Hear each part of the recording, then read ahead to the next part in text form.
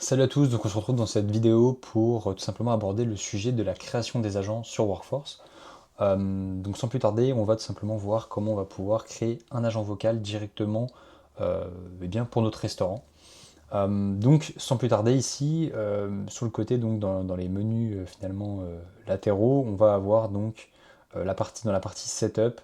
Dans un premier temps, la partie location. Donc ici, on va pouvoir tout simplement venir créer ou ajouter tout simplement euh, un nouveau restaurant. Donc typiquement, on va pouvoir aller ici donc créer une nouvelle localisation. Donc tout simplement, euh, par exemple, si je veux créer une nouvelle localisation, je vais tout simplement rentrer le nom et mettre l'adresse. Donc typiquement, voilà, ici je mets la ville de Bordeaux. On peut mettre une adresse plus précise, hein, c'est recommandé. Donc voilà, je crée ma localisation. Une fois que ma localisation elle est créée, je vais pouvoir donc y mettre et paramétrer donc différents settings dans la localisation. Donc typiquement le nom, je vais pouvoir modifier l'adresse pour que ce soit plus précis, éventuellement modifier la currency, donc en fonction de là où on se trouve. Tout simplement la time zone. Éventuellement aussi ici mettre le revenu moyen par personne. Euh, le service range, c'est-à-dire la distance maximale à laquelle on livre les autres personnes, et le preparation time. Donc ça c'est finalement le temps de préparation standard sur lequel se basera donc tout simplement le réceptionniste quand il donnera les informations concernant le temps d'attente ou le temps de livraison. Donc voilà, ici dans la partie localisation, on va pouvoir gérer un certain nombre euh, d'éléments, donc notamment la delivery, donc on y reviendra par la suite, le schedule du restaurant, donc tout simplement y mettre les heures d'ouverture, euh, les, euh, les heures de fermeture et d'ouverture, les jours où c'est fermé, ce genre de choses. Donc typiquement, on ne va pas s'attarder trop longtemps ici, on va directement aller donc dans la partie agent. Donc typiquement, euh, si on prend donc tout simplement la partie agent donc de la localisation qu'on vient de créer. Donc ici, on est donc dans la localisation de Domino's Pizza. On va aller dans agent. Ici, on n'a pas encore d'agent. Donc typiquement, on va aller donc dans Create agent. On va sélectionner dans un premier temps la localisation concernée par le nouvel agent. Donc on va associer à l'agent notre localisation. Et ici, dans un premier temps, donc on va pouvoir déjà choisir le numéro de téléphone, donc l'origine du numéro de téléphone auquel on va associer l'agent. Donc on va directement avoir un numéro de téléphone qui va correspondre tout simplement à la zone où on se trouve. Euh, Concernant donc la template, donc là en fait on va déterminer le type d'agent qu'on va vouloir créer. Je m'explique. Sur Workforce on a différents types d'intégration et d'ailleurs on fera une vidéo sur le sujet concernant donc les différentes intégrations qu'il y a sur Workforce. Donc typiquement ici on va pouvoir choisir la template, c'est-à-dire euh, vous allez avoir un restaurant par exemple qui va faire uniquement du surplace, vous allez avoir des restaurants qui vont faire du surplace et en même temps du emporté, et du surplace, du emporté et de la livraison. Donc dans ce cas-là, on va avoir différentes templates disponibles et on va avoir aussi également des templates qui vont permettre des intégrations à des softwares et à des plateformes finalement de réservation déjà existantes comme par exemple The Fork ou ZenChef. Donc ici, quand on va cliquer sur Browse, en fait, on va pouvoir tout simplement choisir la template qui va correspondre donc à l'agent qu'on va créer. Donc typiquement, on va avoir ici des templates déjà prêtes pour différents, comme je disais, softwares de réservation. Donc on va avoir ici par exemple The Fork. Donc typiquement, si on veut un agent qui puisse gérer le booking et le food order sur The Fork, on va pouvoir sélectionner cette template. Euh, Ici, The Fork Booking, etc., etc. Donc euh, on abordera ce sujet donc, dans la vidéo sur les intégrations. Mais donc typiquement ici, on va avoir après des templates plus classiques. Donc on va avoir trois templates, donc restaurant de booking plus food order, restaurant de booking donc quand on fait uniquement du surplace, et restaurant de food order quand on fait uniquement du à emporter ou de la livraison. Donc ici par exemple dans le cas de Domino's Pizza, bon, on va prendre simplement un restaurant de food order. Ça match totalement avec tout simplement Domino's Pizza. Donc une fois qu'on a fait ça, on clique sur Create. simplement. Et on va pouvoir tout simplement avoir ici donc notre agent avec le numéro de téléphone qui est lié et tout simplement les différents paramètres. Donc on va pouvoir cliquer sur l'agent et une fois qu'on est dans cette partie-là, on va pouvoir modifier finalement la langue de notre agent, le nom également. Donc voilà, si je veux changer le nom, je change de nom. Également donc la partie, on va pouvoir choisir la langue finalement de l'agent. Donc ici on va avoir le choix pour le moment entre anglais, français, allemand, espagnol et multilingue. Donc nous ici on va plutôt choisir le français. Mais sachez que voilà, aujourd'hui si on met le multilingue, on va pouvoir euh, avoir un agent multilingue et en fonction donc de l'indicatif du numéro de téléphone de l'appelant, l'agent va répondre dans la langue souhaitée. Donc là ici on met français, on va choisir tout simplement, on a le choix parmi plusieurs voix, donc on peut choisir la voix. Ici donc c'est bien assigné à la localisation Domino's Pizza. Une fois que j'ai fait ça, donc je clique sur Save, toujours penser finalement à sauvegarder ces paramètres. Une fois donc que cette partie-là est réglée, on va pouvoir aller dans la partie instructions. Donc ici, typiquement, on a choisi, comme vous l'avez vu tout à l'heure, le template Restaurant Food Order.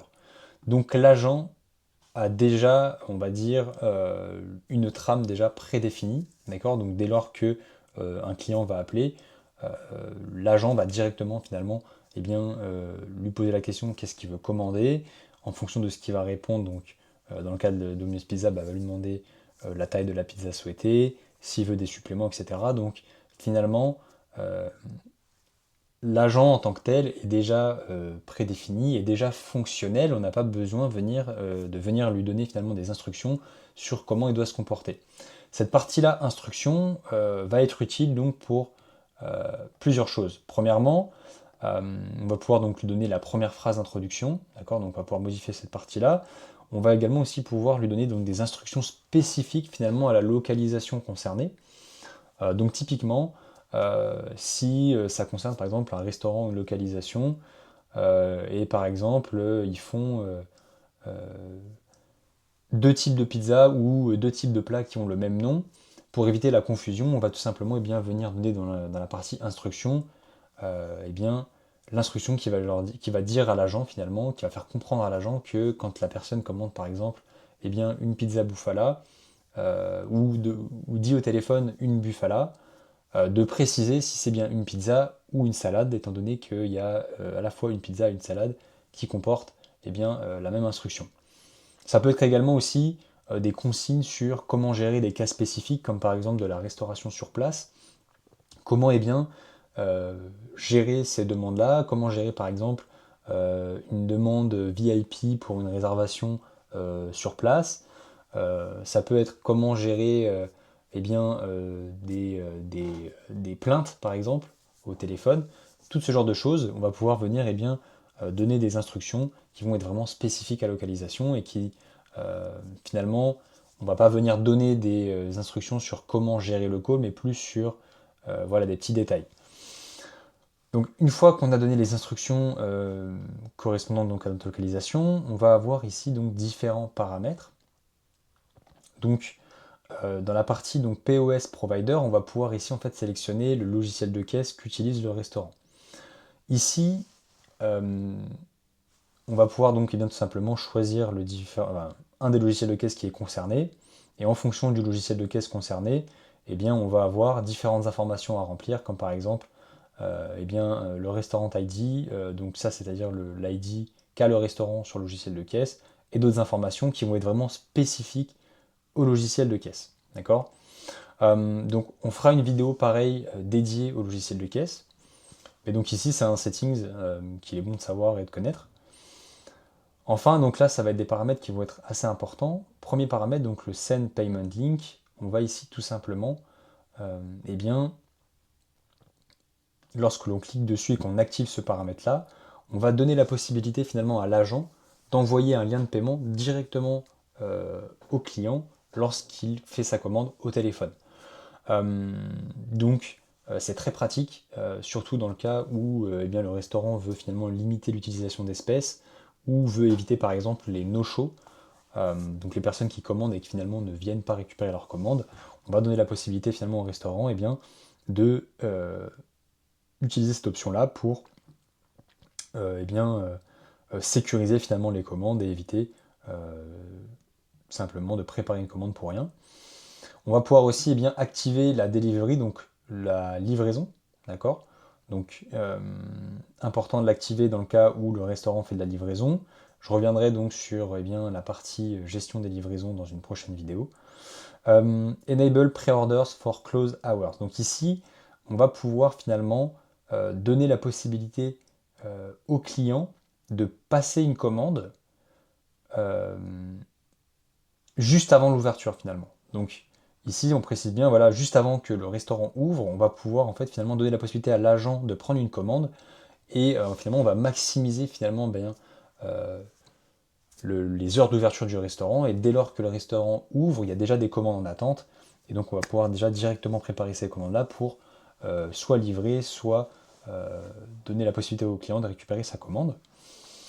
Ici, donc, on va avoir également aussi les options concernant WhatsApp. Donc il y aura également une vidéo dédiée sur WhatsApp, et donc typiquement ici, lorsque le restaurant veut autoriser et faire en sorte que l'agent envoie des messages via WhatsApp, on va venir activer finalement ces settings-là. Et également aussi donc le Enable WhatsApp Recovery, c'est tout simplement donner la possibilité à l'agent de recontacter les personnes qui ont abandonné un panier, donc, ou abandonné une commande finalement au téléphone, qui ont raccroché avant de finaliser leur commande. Ils vont pouvoir venir ici finalement donner la possibilité à l'agent de récupérer la commande et de finaliser la commande finalement par message sur WhatsApp. Donc ici, une fois qu'on a activé donc les différents paramètres de notre agent, on va pouvoir donc dans un premier temps valider tout ça, donc sauvegarder ces paramètres-là.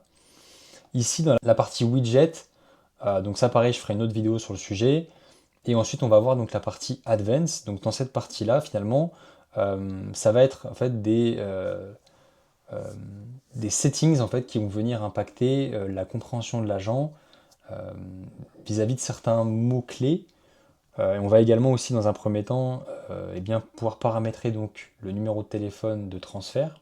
Donc dans certaines situations, le restaurant va potentiellement avoir envie de mettre en place un numéro de transfert dans le cas où par exemple un client a une plainte ou aimerait par exemple parler à un être humain ou au manager du restaurant pour faire remonter tout simplement une remarque ou une plainte concernant une commande ou une livraison, peu importe. Donc ici vous allez pouvoir tout simplement rentrer le numéro de téléphone qui est concerné, d'accord. Et également aussi mettre par exemple l'email. Si par exemple un client appelle et demande l'email du restaurant, vous allez tout simplement ici renseigner l'email du restaurant pour que l'agent puisse le communiquer au client. Mettre ici également aussi donc les instructions de transfert. Donc bien évidemment, on va vouloir déterminer les différents cas. Donc par exemple, transfer to a human when there is a complaint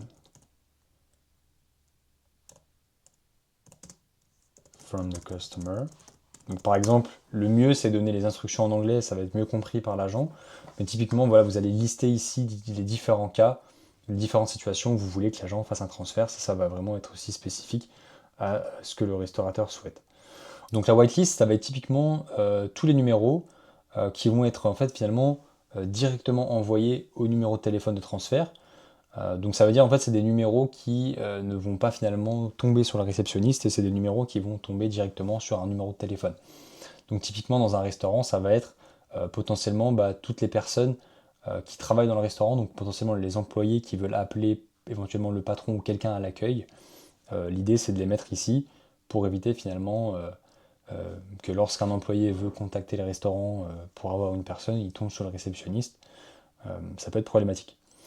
Ici donc dans la partie keywords, donc ça va être finalement tous les mots-clés auxquels l'agent doit prêter attention, et c'est en fait des mots qui sont propres ou des noms propres finalement qui vont être spécifiques au restaurant ou au menu du restaurant. Et donc ici on va finalement cliquer sur Generate from menu, Donc ici, on n'a pas encore setup de menu, donc ça va rien nous générer.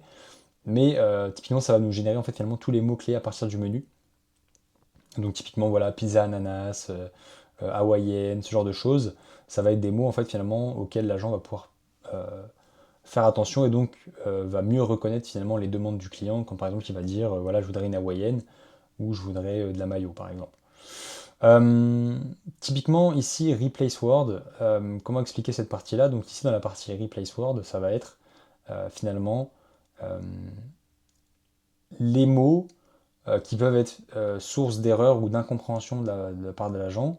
Donc finalement on va venir lui dire voilà, donc quand tu entends par exemple le mot thunder, bah, finalement c'est référence à tenders. Et donc on va pouvoir venir en fait mettre différents cas de figure ici pour éviter finalement que l'agent ne comprenne mal finalement les demandes des clients ou les noms des plats, ce genre de choses. Pareil ici, donc en fait dans le TTS Phonetic Words, on va pouvoir en fait finalement venir finalement permettre la meilleure prononciation possible d'un mot. Donc typiquement, si on laisse par exemple le mot tiramisu comme ceci, l'agent va tout simplement dire tiramisu au lieu de dire tiramisu. Donc en fait, on va tout simplement en fait lui écrire le mot en remplaçant donc la lettre qui est finalement source d'erreur par le bon son phonétique. D'accord? Donc en fait, on va écrire ici ou pour que finalement l'IA prononce tiramisu et non pas tiramisu. Donc il y a pas mal de mots comme ça aussi qui peuvent être source d'erreur. Vous allez pouvoir en fait tout simplement paramétrer ça ici également. Donc ici voilà, tiramisu. On veut que l'agent le prononce tiramisu. Ok. Donc on sauvegarde comme d'habitude eh bien, les différents